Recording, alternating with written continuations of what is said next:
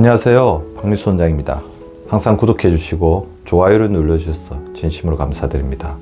여러분의 사랑으로 나날이 성장하는 박미수 박사TV 채널입니다. 여러분의 성원에 보답하기 위해 더욱더 열심히 노력하겠습니다. 오늘은 숙취가 없고 주량이 세면 오히려 간이 혹사당하기 쉽다, 이런 주제로 말씀을 드리겠습니다. 나는 주량이 세니까 간이 건강한 것이야, 호언장담하시는 분들을 자주 보게 됩니다. 우리나라 사람들이 간에 대해서 가장 많이 가지고 있는 오해 중에 하나이죠. 반대입니다. 주량이 센 사람은 간이 망가지기 쉽습니다. 그 이유는 알코올로 인해서 간이 받는 타격 정도는 마시는 술량에 비례합니다. 알코올 분해 요소의 능력에 비례하는 것이 아닙니다. 술을 마시면 우리 간에 알코올 분해 요소가 알코올을 분해해서 아세트알데히드를 만들어내게 됩니다. 아세트알데히드는 독성 있는 물질입니다. 아세트알데히드가 혈중에 높아지게 되면 맥박이 빨라지고 얼굴이 붉어지며 교감신경이 흥분하게 됩니다.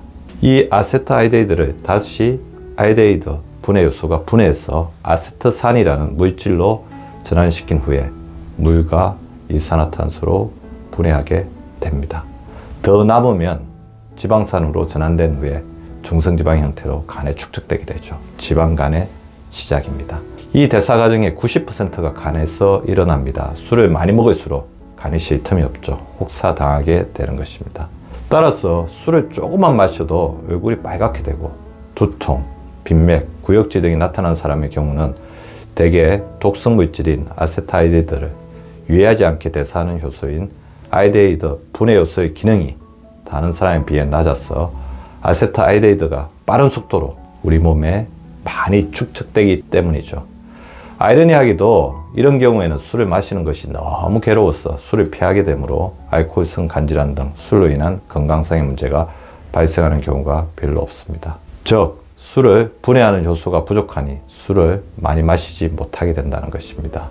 문제는 알데히드 분해 요소, 즉 알코올 분해 요소가 충분하여 숙취가 없다고 술을 많이 마시는 경우입니다.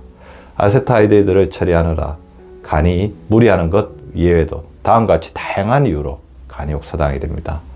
알코올 분해 요소에 의해 대사되어 생성되는 아세트알데히드는 대표적인 간독성 물질로 알려져 있습니다.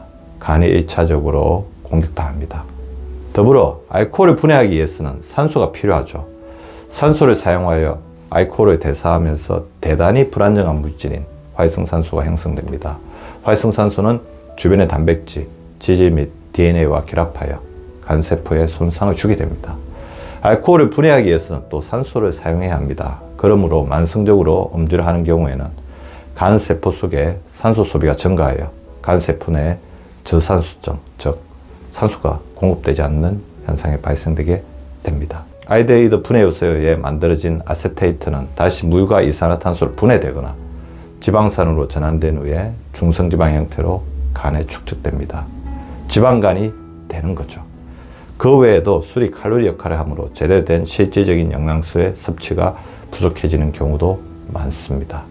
같은 직장에 다니던 김과장, 이과장 두 분이 점심시간을 이용해 우리 병원을 찾았습니다.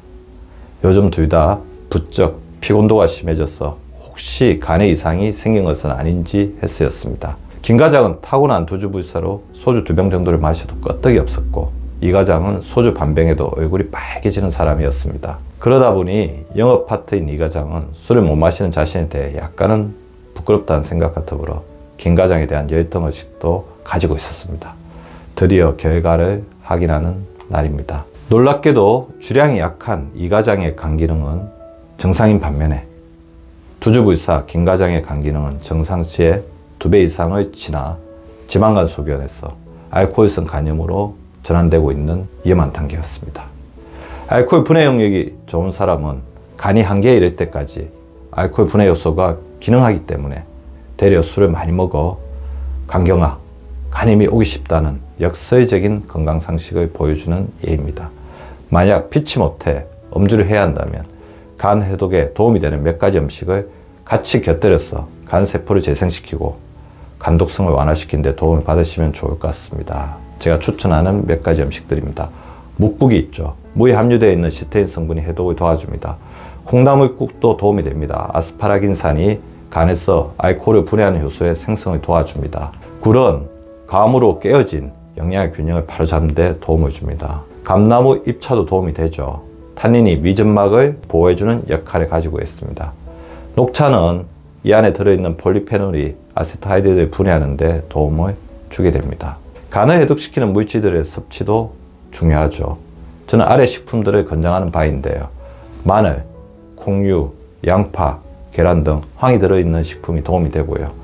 배, 귀리, 사과, 콩류와 같은 수용성 섬유질도 알코올을 배출하는 데 도움을 줄 수 있습니다. 브로콜리라든지 양배추 등의 십자가 채소에는 간 해독에 도움이 되는 글루타치온의 전구물질인 서이포라판이 충분합니다.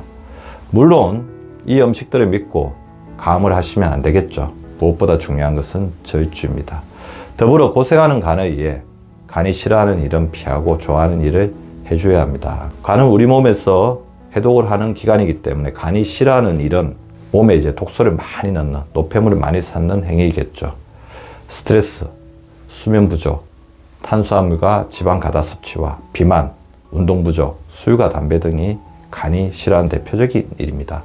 간이 좋아하는 일은 아까 간에 도움이 되는 음식들 섭취하는 것 더불어서 간세포 재생을 돕는 적당량의 단백 섭취, 충분한 수분 섭취, 그리고 휴식을 취해주는 것이 중요합니다.